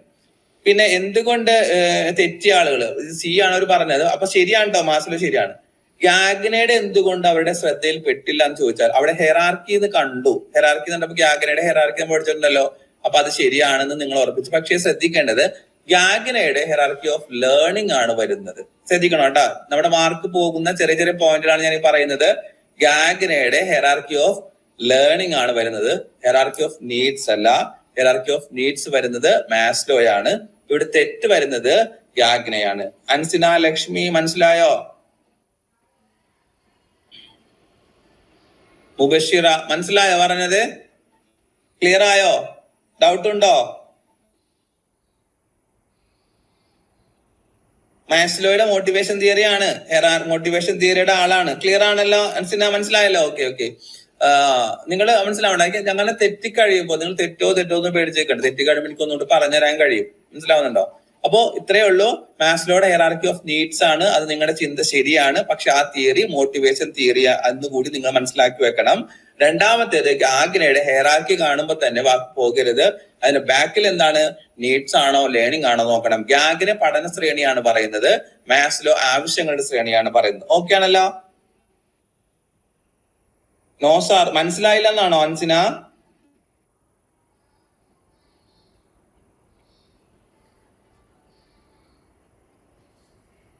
ഓക്കെ, അടുത്ത ചോദ്യത്തിലേക്ക് പോകാം. അവിടെ ഗാഗ്നയുടെ ഹെറാർക്കി ഓഫ് നീഡ്സ് ആണ് തെറ്റ്, നീഡ്സ് അല്ല ലേണിംഗ് ആണ്. അടുത്ത ചോദ്യത്തിലേക്ക് പോവുകയാണ്. താഴെ പറയുന്നവയിൽ കൺവേർജന്റ് തിങ്കിങ്ങിനെ കുറിച്ചുള്ള ശരിയായ പ്രസ്താവന മനസ്സിലായി? ഓക്കെ. താഴെ പറയുന്നവയിൽ നമ്മുടെ കൺവേർജൻ തിങ്കിങ്ങിനെ കുറിച്ചുള്ള ശരിയായ പ്രസ്താവന ഏത്? നിരവധി പരിഹാര മാർഗങ്ങൾ കാണിക്കുന്നു, സർഗാത്മകത അഥവാ ക്രിയേറ്റിവിറ്റി പരിപോഷിപ്പിക്കുന്നു, ഒരു പരിഹാര മാർഗം ഉണ്ടാകുന്നു, ബുദ്ധിയുമായി ബന്ധപ്പെട്ടതാകുന്നു. കൺവേർജൻ തിങ്കിങ് ആണ്, മാറിപ്പോകരുത്. രണ്ട് തിങ്കിങ് പഠിച്ചു നമ്മൾ, ഡൈവേർജൻ തിങ്കിങ്ങും കൺവേർജൻ തിങ്കിങ്ങും. അതുപോലെ കൺവേർജൻ തിങ്കിങ് എന്താണ് വരുന്നത്, ഡൈവേർജൻ തിങ്കിങ് എന്താണ് വരുന്നത് മനസ്സിലാക്കി വെക്കണം. ഏത് പ്രസ്താവനയാണ് ശരിയായിട്ട് വരുന്നത്? 1ഉം 2ഉം മാത്രം ശരി, 3ഉം 4ഉം ശരി, 3 മാത്രം ശരി, എല്ലാം ശരി.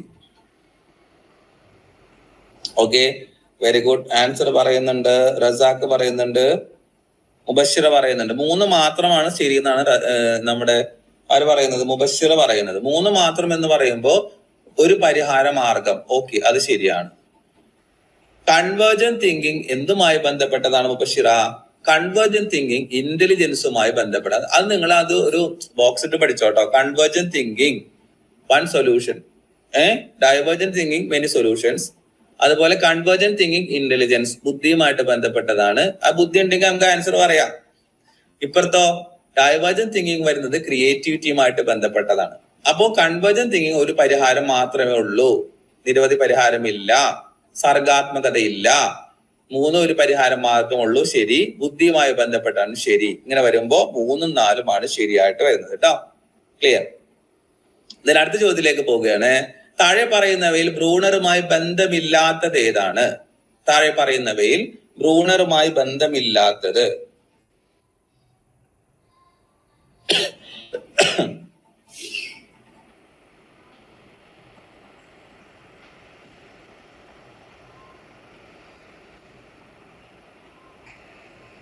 മൂന്നും 4ഉം ശരി. ഓക്കെ, ആൻസർ പറയുന്ന നേരത്തെ ആൻസർ അല്ലേ? ഓക്കെ, താഴെ പറയുന്നതിൽ ബ്രൂണറുമായി ബന്ധമില്ലാത്തത് ഏതാണ്?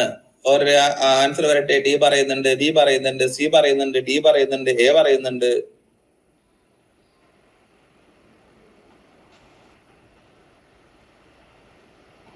ഓക്കെ, നമുക്ക് നോക്കാം. ഡിസ്കവറി ലേണിംഗ് ബ്രൂണറുമായി ബന്ധപ്പെട്ടതാണ്, ശരിയാണ്. കണ്ടെത്തൽ പഠനം ബ്രൂണറുമായി ബന്ധപ്പെട്ടതാണ്. സ്പൈറൽ കരിക്കുലം, ചാക്രികാരോഹണ പഠനം അല്ല പദ്ധതി ആരാണ്? ബ്രൂണറുമായി ബന്ധപ്പെട്ടതാണ്. സ്കഫോൾഡിങ്, കൈത്താങ് ബ്രൂണറുമായി ബന്ധപ്പെട്ടതാണ്. ഈ കൺസെപ്റ്റ് ലേണിംഗ് എന്തിൽ വരുന്നതാണ്? Concept learning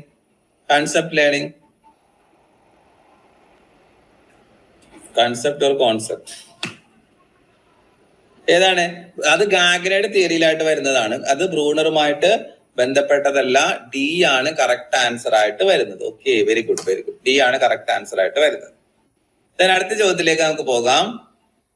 സംശയമില്ലല്ലോ. ടീച്ചറുടെ നിർദ്ദേശപ്രകാരം ബോക്സിൽ നിന്നും വൃത്തങ്ങളുടെയും കോണുകളുടെയും ശരിയായ ചിത്രങ്ങൾ സുമേഷ് ശേഖരിക്കുന്നു. ഗാഗ്നയുടെ പഠന ശ്രേണി പ്രകാരം സുമേഷ് എത്തി നിൽക്കുന്ന ശ്രേണിയുടെ മുമ്പുള്ള ശ്രേണി ഏതാണ്? ചോദ്യം ശരിക്കും വായിച്ചു നോക്കുക. ടീച്ചറുടെ നിർദ്ദേശപ്രകാരം ബോക്സിൽ നിന്നും കുട്ടി എന്ത് ചെയ്യുന്നു?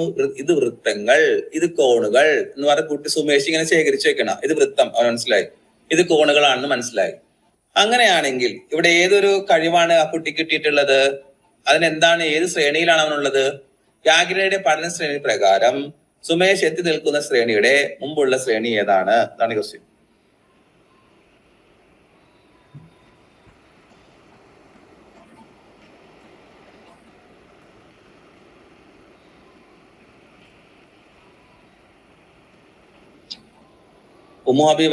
എന്താണ്? ഇതാണോ ഈ ചോദ്യമാണോ? ടീച്ചറുടെ നിർദ്ദേശപ്രകാരം ബോക്സിൽ നിന്നും വൃത്തങ്ങൾ എടുക്കുന്നു. സുമേഷ് എന്ത് ചെയ്യുന്നു? ഇത് വൃത്തങ്ങളാണ്, ഇത് കോണുകളാണ് എന്ന് മനസ്സിലാക്കുന്നു.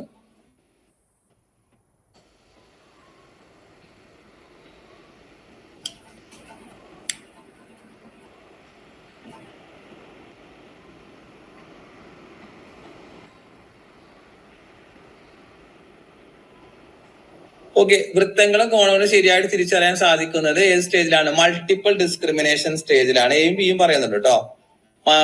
മൾട്ടിപ്പിൾ ഡിസ്ക്രിമിനേഷൻ എന്ന് പറഞ്ഞാൽ കുട്ടിക്ക് ഓരോരോ കാര്യങ്ങൾ വേർതിരിച്ചറിയാൻ പറ്റും. ഇത് ഇന്നതാണ്, ഇത് ഇന്നതാണ്, ഇത് ഇന്നതാണെന്ന് വേർതിരിച്ച് കുട്ടിക്ക് മനസ്സിലാക്കാൻ പറ്റുന്നതാണ് മൾട്ടിപ്പിൾ ഡിസ്ക്രിമിനേഷൻ. ഇവിടെ ചോദ്യം അതല്ല, അതിന് മുമ്പുള്ള ശ്രേണി ഏതാണ്? അപ്പോ സുമേഷ് ഉള്ള ശ്രേണി മൾട്ടിപ്പിൾ ഡിസ്ക്രിമിനേഷൻ ആണ്. അതിന് തൊട്ട് മുമ്പുള്ള ശ്രേണി ഏതാണ്? ചെയിനിങ് ആണ്. കറക്റ്റ് ആൻസർ എ ആണ്. സുമേഷ്. സി പറയുന്നവരുണ്ട് കേട്ടോ. ശരിയാണ്. ഈ സുമേഷ് നിൽക്കുന്ന ശ്രേണി എന്നല്ല ചോദിച്ചിരിക്കുന്ന കുട്ടികളെ, ശ്രദ്ധിക്കൂ. സുമേഷ് നിൽക്കുന്ന ശ്രേണി മൾട്ടിപ്പിൾ ഡിസ്ക്രിമിനേഷൻ ആണ്. കാരണം സുമേഷിന് അറിയാം ഇത് വൃത്തമാണ്, ഇത് കോണാണെന്ന് സുമേഷിന് അറിയാം. അങ്ങനെ ഓരോ കാര്യങ്ങൾ വേർതിരിച്ച് കുട്ടിക്ക് അറിയുന്ന ഒരു ഇതിനാണ് എന്ത് പറയാ, മൾട്ടിപ്പിൾ ഡിസ്ക്രിമിനേഷൻ എന്ന് പറയുന്നത്. അപ്പോ സുമേഷ് എത്തി നിൽക്കുന്ന ശ്രേണി മൾട്ടിപ്പിൾ ഡിസ്ക്രിമിനേഷൻ ആണ്. ക്വസ്റ്റ്യൻ അതല്ല, അതിന് മുമ്പുള്ള ശ്രേണി ഏതാണെന്നുള്ളതാണ് ചോദ്യം. അപ്പൊ അത് ചെയിനിങ് ആണ്. ക്ലിയർ ആയോ നിങ്ങൾക്ക്? ഡൗട്ട് ഉണ്ടോ? വെർബൽ അല്ല, ചെയിനിങ് ആണ്. സോറി വെർബൽ ആണ്. ശരിയാണ്, വെർബൽ ആണ്. ചെയിനിങ് അതിന് മുമ്പുള്ളതാണ്. സിഗ്നൽ, ലേണിംഗ്, അതെ വെർബൽ ആണ് കേട്ടോ. ആ കഥയിൽ തന്നെ ഓർത്താൽ മതി. ചെയിനിങ്ങിൽ നമ്മൾ ATMൽ കാർഡ് എടുക്കുന്നു, ചെയിനിങ്ങിലേക്ക് വരുന്നു, പിന്നീട് വഴി ചോദിക്കുന്നു അല്ലെ. വഴി ചോദിക്കുന്നതാണ് വെർബൽ അസോസിയേഷൻ ആണ് വരുന്നത് കേട്ടോ.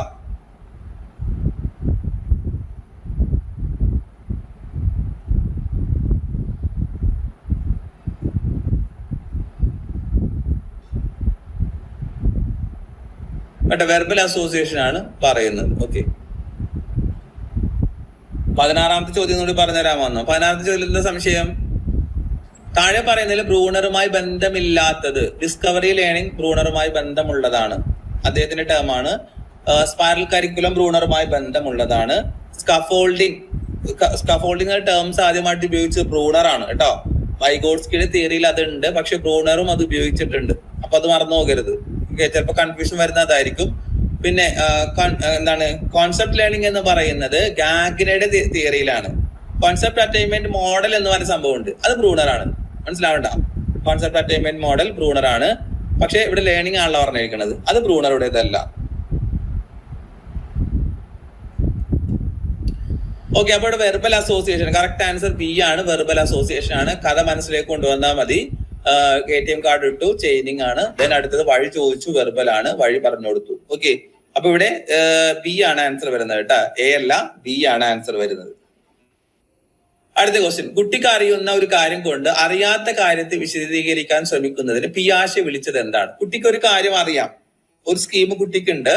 ആ സ്കീം ഉപയോഗിച്ച് ആൻസർ പറഞ്ഞോ, ആ സ്കീം ഉപയോഗിച്ച് വേറൊരു കാര്യത്തെ, ഒരു പുതിയ കാര്യത്തെ വിശദീകരിക്കാൻ ശ്രമിക്കുന്നു. ഇതിന് പിയാഷെ വിളിച്ചത് എന്താണ്? Schema, assimilation, accommodation, equilibrium.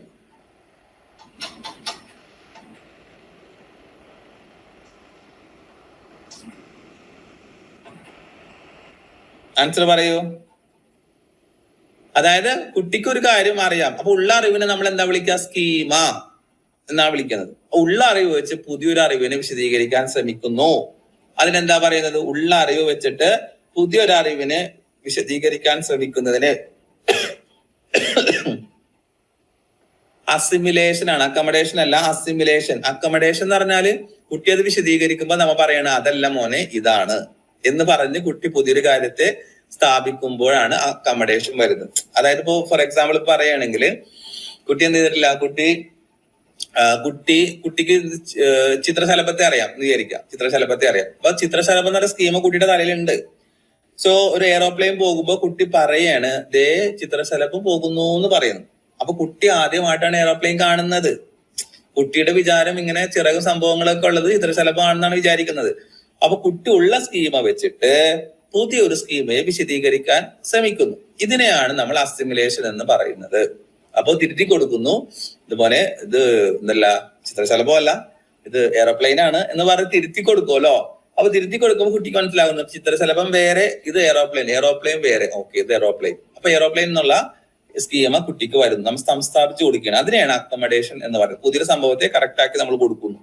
അതിനെയാണ് അക്കമഡേഷൻ എന്ന് പറയുന്നത് കേട്ടോ. അപ്പൊ ഇവിടെ വിശദീകരിക്കാൻ ശ്രമിക്കുന്നു എന്നല്ല പറഞ്ഞത്. അപ്പൊ അതിനെ അസിമിലേഷൻ എന്നാണ് പേര് പറയുന്നത്. അടുത്ത ക്വസ്റ്റ്യൻ, താഴെ പറയുന്നതിൽ തെറ്റായ ജോഡി ഏതാണ്? തെറ്റായിട്ടുള്ള ജോഡി ഏതാണ് താഴെ പറയുന്നത്? ബന്ദൂര, സ്പൈറൽ കരിക്കുലം, പിയാഷെ genetic epistemology, Ausubel advance organizer, Maslow എന്നാണ് വിട്ടുപോയിട്ടുണ്ട്, sorry, Maslow hierarchy of needs. ഏതാണ് കറക്റ്റ് ആൻസർ വരുന്നത്? തെറ്റായ ജോഡിയാണ് കേട്ടോ, ശരിയായ ജോഡിയല്ല, തെറ്റായ ജോഡിയാണ് കണ്ടെത്തേണ്ടത്. ആൻസർ വരുന്നുണ്ട്, ഒരുപാട് ആൻസർ പറയുന്നുണ്ട്. ഏതാ വരുന്നത്? കറക്റ്റ് ആൻസർ വരുന്നത് ഏതാ? Very good. Bandura spiral curriculum നമ്മൾ പറഞ്ഞു ബന്ധൂരുടേതല്ല. അപ്പൊ പറഞ്ഞു പോയി സ്പൈറൽ കരിക്കുലത്തിന്റെ ചോദ്യം പലതവണ PYQ റിപ്പീറ്റ് ചെയ്ത് വന്നിട്ടുള്ളതാണ് കേട്ടോ. ആരുടേതാണ് സ്പൈറൽ കരിക്കുലം? ആരുടേതാണ്? ആൻസർ പറയുന്നുണ്ട്. പിയാഷെ ജനറ്റിക് എപ്പിസ്റ്റമോളജി ശരിയാണ്, അദ്ദേഹത്തിന്റെ ടൈമാണ്. ഒസബൽ അഡ്വാൻസ് ഓർഗനൈസർ അതും ശരിയാണ്. മാസ്ലോ ഹെറാർക്കി ഓഫ് നീഡ്സ് അതും ശരിയാണ്. രമ്യ പറയുന്നുണ്ട് Bruner spiral curriculum. Very good very good very good. അതുപോലെ നന്ദന പറയുന്നുണ്ട് കേട്ടോ. നന്ദന, സുബീന, ദീപ, ആൻസി ഒരുപാട് പേര് പറയുന്നുണ്ട്. താര, നൗഫ എന്നാണോ? ഓക്കെ. അപ്പൊ എന്തായിരുന്നാലും ഇവിടെ ബന്ധൂരയാണ് തെറ്റായിട്ടുള്ള ജോഡിയായിട്ട് വരുന്നത്. അടുത്ത ക്വസ്റ്റിലേക്ക് പോവുകയാണ്. സോഷ്യൽ ലേണിംഗ് തിയറിയുടെ ശരിയായ ക്രമം ഏതാണ്? സോഷ്യൽ ലേണിംഗ് തിയറിയുടെ ശരിയായിട്ടുള്ള ക്രമം. സോഷ്യൽ ലേണിംഗ് തിയറി ആരുടേതാണ്? ഒന്ന് റീകോൾ ചെയ്തെടുക്കാൻ പറ്റുമോ? സോഷ്യൽ ലേണിംഗ് തിയറി ആരുടേതാണ്? ആൻസർ പറയുന്നുണ്ട്. ശ്രീഹരി പറയുന്നുണ്ട്. ഉസ്നു എന്നാണ്. Okay. It's me Aswathy. Okay, കഴിഞ്ഞതിന്റെ ആൻസർ ആണ്. അപ്പൊ സോഷ്യൽ ലേണിംഗ് തിയറിയുടെ ശരിയായ ക്രമം ഏതാണ് എന്നുള്ളതാണ് ക്വസ്റ്റ്യൻ. ഏതാണ് വരുന്നത്? Attention, reproduction, retention, motivation. Attention, retention, motivation, reproduction. Attention, retention, reproduction, motivation. Reproduction, attention, retention, motivation. മനസ്സിലാവണ്ട? ഇതിന്റെ തിയറി നമ്മുടെ ചാനലിലുണ്ട്. ഒരൊറ്റ പ്രാവശ്യം നിങ്ങൾ കണ്ടാൽ മതി. പ്രത്യേകിച്ച് നോട്ട് വേണ്ട, പേന വേണ്ട, ബുക്ക് വേണ്ട. ആ ഒരു ക്ലാസ് കൊണ്ട് തന്നെ മനസ്സിലാക്കാൻ പറ്റും എന്നുള്ളതാണ് എന്റെ വിശ്വാസം കേട്ടോ. പിന്നെ കുട്ടികളുടെ അതിനകത്തുള്ള അഭിപ്രായം ഉണ്ട്. മീൻസ് ക്ലാസ് കണ്ടവർക്ക് മനസ്സിലാക്കാൻ പറ്റി എന്നുള്ള ഒരു വിശ്വാസം ഉണ്ടല്ലോ. ആ ഒരു കോൺഫിഡൻസ് കൊണ്ടാണ് നിങ്ങളോട് പറയുന്നത്. So very good very good. Answer പറയുന്നുണ്ട് ബന്ധൂരയുടെ തിയറിയാണ് കേട്ടോ. സോഷ്യൽ ലേണിംഗ് തിയറി ബന്ധൂരയുടേതാണ്. അതും ചോദിച്ചിട്ടുണ്ട് PYQ ആയിട്ട് പലതവണ. അവിടെ കോഡ് വെച്ച് നമ്മൾ പഠിച്ചിട്ടുണ്ട്. Attention, retention, reproduction, motivation. അല്ലെ? C ആണ് കറക്റ്റ് ആൻസർ വരുന്നത്. Very good. നിങ്ങൾ നന്നായിട്ട് അത് പഠിച്ചിട്ടുണ്ടെന്ന് ഞാൻ വിചാരിക്കുകയാണ്. Ansina very good. അൻസിന വളരെ കഷ്ടപ്പെട്ട് ടൈപ്പ് ചെയ്തതാണ്. പാവം അൻസിന, നല്ലതാണ് അത്. ഓക്കെ. അതുപോലെ തന്നെ Srihari social learning theory Bandura correct ആയിട്ട് ടൈപ്പ് ചെയ്ത് തന്നെ ഇടുന്നുണ്ട്. ടൈപ്പ് ചെയ്തിടുമ്പോൾ നമ്മൾ അതൊരു മെമ്മറിയിലേക്ക് നിൽക്കും. അതാണ് ഞാൻ ABC എന്ന് പറയാതെ പറയുന്നത് കേട്ടോ. Very good very good. അടുത്ത ക്വസ്റ്റിലേക്ക് പോവുകയാണ്. എല്ലാ ഭാഷകൾക്കും സാർവത്രികമായിട്ടുള്ള ഭാഷാ വ്യാകരണം അഥവാ യൂണിവേഴ്സൽ ഗ്രാമർ ഉണ്ടെന്ന് അഭിപ്രായപ്പെട്ടത് ആരാണ്? പിയാഷെ, Vygotsky, Skinner, Noam Chomsky. Social learning Ramya very good. രമ്യയും ടൈപ്പ് ചെയ്തിട്ടുണ്ട്. Social learning theory Albert Bandura. അത് റിപ്പീറ്റ് ചെയ്ത് വന്ന ക്വസ്റ്റ്യൻ ആണ് കേട്ടോ. ഇത് പറയാം യൂണിവേഴ്സൽ ഗ്രാമർ ഇതും വന്നിട്ടുള്ളതാണ്. എല്ലാ ഭാഷകൾക്കും സാർവത്രികമായ ഭാഷാ വ്യാകരണം ഉണ്ട് എന്ന് അഭിപ്രായപ്പെട്ടത് ആരാണ്? Noam Chomsky. Very good. പിയാഷെ. മീൻ എന്താ പിയാഷെ എന്ന് പറഞ്ഞത്? അതെങ്ങനെ? അതായത് നോം ചോംസ്കിയുടെ 2 ക്വസ്റ്റ്യൻസ് ആണ് പൊതുവെ കണ്ടുവരുന്നത്. എന്താണ്? ലാഡ്, LAD ലാഡും അതുപോലെ തന്നെ യൂണിവേഴ്സൽ ഗ്രാമറും. ഇത് രണ്ടും നോം ചോംസ്കിയുടേതാണ്. ഈ ടേം പഠിച്ചു വെക്കുക കേട്ടോ. അപ്പൊ കറക്റ്റ് ആൻസർ ഓപ്ഷൻ D ആണ് വരുന്നത്. Noam Chomsky. LAD, LAD LAD, language acquisition device എന്ന് പറയുന്ന സംഭവം. കുട്ടി ജനിക്കുമ്പോ തന്നെ ഒരു ഡിവൈസ് കുട്ടിക്ക് ഉണ്ട് എന്നാണ് ആര് പറയുന്നത്? നോം ചോംസ്കി പറയുന്നത്. ഭാഷ ആർജിച്ചെടുക്കാനുള്ള ഒരു ഡിവൈസ് കുട്ടിയിലുണ്ട് എന്നുള്ളതാണ് നോം ചോംസ്കി പറയുന്നത്. അദ്ദേഹത്തിന് തന്നെ വേറൊരു ടേമാണ് യൂണിവേഴ്സൽ ഗ്രാമർ എന്ന് പറയുന്നത്. എല്ലാത്തിനും ഒരു പൊതുവായിട്ടുള്ള ഭാഷാ വ്യാകരണം ഉണ്ടല്ലോ. എല്ലാത്തിനും ഇതിന്റെ സബ്ജക്റ്റും ഒബ്ജക്റ്റും ഒക്കെ ഉണ്ട്. കർത്താവും ക്രിയയും ഒക്കെ ഉണ്ട്. ഓക്കെ. അപ്പൊ നോം ചോംസ്കി ആണ്. അടുത്ത ചോദ്യത്തിലേക്ക് പോകാം. മൾട്ടിനാഷണൽ കമ്പനിയിൽ ഒരേ തസ്തികയിൽ ജോലി ചെയ്യുന്ന അരുണിന്റെയും ഗീതുവിന്റെയും ശമ്പള വർധനവിൽ അരുണിന് മാത്രം ശമ്പളം വർദ്ധിപ്പിക്കുന്നു. ഇത് എന്തിനു ഉദാഹരണമാണ്? ഒരു കമ്പനിയിൽ അരുണും ഗീതും വർക്ക് ചെയ്യുന്നുണ്ട്. പക്ഷെ അരുണിന് മാത്രം ശമ്പളം കൂട്ടിക്കൊടുക്കുന്നു, ഗീതിന് ശമ്പളം ഇല്ല. ഇത് എന്തിനു ഉദാഹരണമാണ്? Gender stereotype. Ramya very good. Type ചെയ്തിട്ട് തന്നെ ഇടുന്നുണ്ട്. Very good. ലാഡ്, ഹുസ്ന, UG ശരിയാണ്. Gender stereotype, gender discrimination, gender prejudice, gender bias. Correct answer വരുന്നത് ഏതാണ്?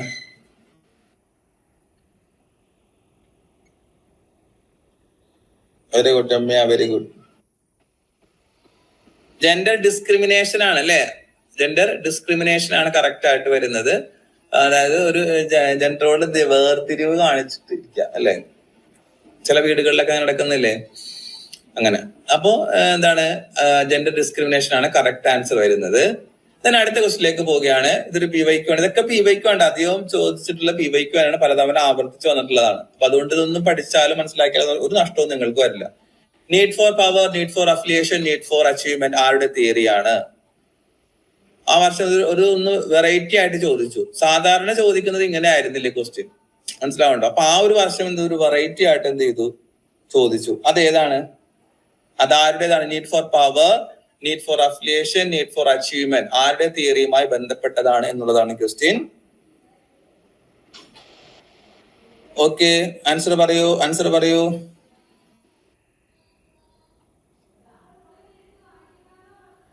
അൻസന മാസ്ലോ അല്ല, എല്ലാരും മാസ്ലോ ആണ് പറയണത്. മാസ്ലോ അങ്ങോട്ട് ഇഷ്ടപ്പെട്ടു പോയാ? എനിക്ക് മനസ്സിലായി. എന്തുകൊണ്ട് മാസ്ലോ വന്ന്? നീഡ് വന്നപ്പോ അല്ലേ? Very good. നീഡ് എവിടെ കണ്ടാലും മാസ്ലോ എന്ന് വിചാരിക്കരുത് കേട്ടോ. ഇതൊക്കെ നമുക്ക് പറ്റുന്ന ചെറിയ ചെറിയ മിസ്റ്റേക്കുകളാണ് കേട്ടോ. നീഡ് എവിടെ കണ്ടാലും നമ്മൾ എന്ത് വിചാരിക്കരുത്, ഇങ്ങനെ വിചാരിക്കരുത്. പക്ഷെ ഈ നമ്മുടെ മാസ്ലോയുടെ തിയറിയിൽ നിന്നാണ് വേറെ കുറെ ആശയങ്ങൾ അദ്ദേഹം എടുത്തിട്ടുള്ളത് കേട്ടോ, അത് വേറെ കാര്യം. പക്ഷെ നീഡ് കാണുന്നിടത്തേക്ക് ആരാണെന്ന് വിചാരിക്കരുത്, മാസ്ലോ എന്ന് വിചാരിക്കരുത്. ഇത് കറക്റ്റ് ആൻസർ ഓപ്ഷൻ സി ആണ്, മെക്ലെലൻഡ് ആണ്. അദ്ദേഹത്തിന്റെ 3 നീഡ്സ് ആണ് പറയുന്നത്. മറ്റേത് നമ്മളെ ഹെറാർക്കിയിൽ 5 പറയുന്നില്ലേ? മനസ്സിലാവുന്നുണ്ടോ? അപ്പൊ മാറിപ്പോകരുത്, ചിലപ്പോ മിസ്റ്റേക്ക് വരാൻ സാധ്യതയുണ്ട്. അതുകൊണ്ടാണ് ഞാൻ ഇങ്ങനെ പേരൊക്കെ എടുത്ത് ഇങ്ങനെ പറയുന്നതായിട്ടോ. നിങ്ങള് വേറൊരു നെഗറ്റീവായിട്ട് വിചാരിക്കണ്ട. നമ്മളിങ്ങനെ പറഞ്ഞ് പഠിക്കുമ്പോഴാണല്ലോ കുറച്ച് ഇതുണ്ടാകും, അതുകൊണ്ടാണ് കേട്ടോ. അപ്പോ എല്ലായിടത്തും നീഡ്സ് കാണുമ്പോൾ എന്ത് വിചാരിക്കരുത്, മാസ്ലോ ആണെന്ന് വിചാരിക്കരുത്. മെക്ലെലൻഡിന്റെ 3 നീഡ്സ് പറയുന്നുണ്ട്. അത് need for power, need for affiliation, need for achievement എന്താണെന്ന് കൃത്യമായിട്ട് ക്ലാസ്സിൽ പറഞ്ഞിട്ടുണ്ട്. അപ്പോ ഇത് ആരുമായിട്ട് ബന്ധപ്പെട്ടാന്ന് ചോദിച്ചാൽ മെക്ലെലൻഡ് ആണ്. ഇതിന് മുമ്പ് ചോദിച്ചിട്ടുള്ളത് ഇങ്ങനെയായിരുന്നു ഇതുവരെ, അച്ചീവ്മെന്റ് മോട്ടിവേഷൻ ആരുടേതാണ്, അച്ചീവ്മെന്റ് മോട്ടിവേഷൻ ആരുടേതാണ്. അപ്പൊ അച്ചീവ്മെന്റ് മോട്ടിവേഷൻ ആരാണ്? മെക്ലെലൻഡ് ആണെന്നുള്ളത് നമുക്കറിയാം. അങ്ങനെയായിരുന്നു ചോദ്യം വന്നത്. പക്ഷെ ഈ ഒരു വർഷം അവരിത് മാറ്റി പിടിച്ചു. ആ ഇതിനകത്തെ തിയറിയിലെ ടേംസ് ചോദിച്ചു. ആ ടേംസ് മെക്ലെലൻഡിന്റെ 3 നീഡ്സ് ചോദിച്ചു. Need for power, need for affiliation, need for achievement ചോദിച്ചിട്ട് ഇത് ഏത് തിയറിയുമായി ബന്ധപ്പെട്ടതാണ് കണ്ടോ. അപ്പൊ ഏത് രൂപത്തിലുള്ള ചോദ്യങ്ങൾ പ്രതീക്ഷിക്കണം എന്നുള്ളതാണ് ഈ പറഞ്ഞതിന്റെ അർത്ഥം. ഇവിടെ കറക്റ്റ് ആൻസർ വരുന്നത് മെക്ലെലൻഡ് ആണ്. ഓക്കെ, അപ്പോ ഇന്നത്തെ ലൈവ് ഡിസ്കഷൻ ക്ലാസ് ഇവിടെ അവസാനിക്കുകയാണ്. എങ്ങനെയാണ് നിങ്ങൾക്ക് ആൻസർ ചെയ്യാൻ പറ്റുന്നുണ്ടോ? ഒരു കോൺഫിഡൻസ് ഒക്കെ ഉണ്ടോ നിങ്ങൾക്ക്? എന്ന ക്ലാസ്സുകളൊക്കെ യൂസ്ഫുൾ ആകുന്നുണ്ടോ? ബാച്ചിലെ കുട്ടികളുണ്ട്, ഇതിനകത്ത് അല്ലാത്ത കുട്ടികളും ഉണ്ട്. ക്ലാസ്സുകളൊക്കെ നിങ്ങൾക്ക് ഉപയോഗപ്പെടുന്നുണ്ടോ? എത്രത്തോളം നിങ്ങൾക്ക് യൂസ്ഫുൾ ആകുന്നുണ്ട് എന്ന് താഴെ കമന്റ് ചെയ്യാം. സൈക്കോളജി ഞാൻ പറഞ്ഞില്ലേ, കുറെ ടോപ്പിക്കുകൾ സ്ഥിരമായിട്ട് ചോദിക്കുന്ന കുറച്ച് ടോപ്പിക്കുകളുണ്ട്. അത് പഠിച്ചു വെച്ചിട്ട് ഇൻഡയറക്റ്റ് ആയിട്ടുള്ള ചോദ്യങ്ങൾ കൂടി നിങ്ങൾ എന്ത് ചെയ്യണം, പരിശീലിച്ച് കഴിഞ്ഞിട്ടുണ്ടെങ്കിൽ സൈക്കോളജിയുടെ മാർക്ക് ഏറെക്കുറെ നമുക്ക് കയ്യിലൊതുക്കാൻ സാധിക്കും. മനസ്സിലാവണ്ട? നിങ്ങൾ ശ്രദ്ധിക്കേണ്ട ഒരു കാര്യം, ഏതെങ്കിലും ഇഷ്ടപ്പെട്ട സബ്ജക്റ്റിലേക്ക് മാത്രം പെട്ടുപോകരുത്. എല്ലാ ക്ലാസ്സിലും ഞാൻ പറയാറുള്ളതാണ്, 3 ഈക്വൽ ആയിട്ട് കൊണ്ടുപോകണം നിങ്ങൾ കേട്ടോ. ഓക്കെ, ക്ലാസ്സുകളൊക്കെ യൂസ്ഫുൾ ആക്കുന്നുണ്ട്. Saniya thank you, Alvina, Ansina really helpful, thank you. Lakshmi thank you. നിങ്ങൾക്ക് എന്തായാലും ഒരുപാട് സന്തോഷമായിട്ടാ. നിങ്ങൾക്ക് ഇപ്പൊ ടെൻഷനൊക്കെ വരുന്നുണ്ടെങ്കിൽ അതൊക്കെ മാറ്റി നിർത്താം, അതെല്ലാം മറന്നേക്കാം. മാക്സിമം നിങ്ങൾക്കുള്ള ഡേയ്സ് നന്നായിട്ട് നിങ്ങൾ ശ്രമിക്കുക. നമ്മൾ ചിന്തിക്കുക അല്ലെ, നമ്മളിപ്പോ എല്ലാവരും എല്ലാ കാര്യങ്ങളും അറിഞ്ഞ് അങ്ങനെ മുന്നോട്ട് പോകുന്നതല്ലല്ലോ. റിൻഷിയ വളരെയധികം യൂസ്ഫുൾ ആയി. Tara thank you, Tara. Rumi thank you. Deepak thank you. Abani thank you. അപ്പൊ നിങ്ങൾ എന്ത് ചെയ്യുക, നിങ്ങൾ പഠിക്കുന്ന സമയം നിങ്ങൾ അതിനകത്ത് മാക്സിമം ഉപയോഗപ്പെടുത്തുക. ഇംഗ്ലീഷിന്റെ ക്ലാസ് തരാം കേട്ടോ, ഇംഗ്ലീഷിന്റെ ക്ലാസ് തരാം. Aswathy thank you. Ramya thank you. വളരെ നല്ല ഉപകാരപ്രദമായ ക്ലാസ് ആയിരുന്നു. കോഡ് ഓർമ്മിക്കാൻ സഹായിക്കുന്നത് ശ്രീഹരി താങ്ക് യു. ക്വസ്റ്റ്യൻസ് പരിചയപ്പെടാൻ കഴിഞ്ഞു, താങ്ക് യു. മാഷാഅല്ലാ, super class, thank you so much. ആരെയും വിട്ടുകൊണ്ടും ക്ഷമിക്കണേ. ഹുസ്ന ഇംഗ്ലീഷിന്റെ ക്ലാസ് നമ്മൾ എന്തായാലും ഇടുന്നുണ്ട് കേട്ടോ. ഇനിയും ഇതുപോലുള്ള ക്ലാസ്സുകളായിട്ട് രമ്യ തീർച്ചയായിട്ടും വരുന്നതാണ്. എന്തായാലും താങ്ക് യു സോ മച്ച്.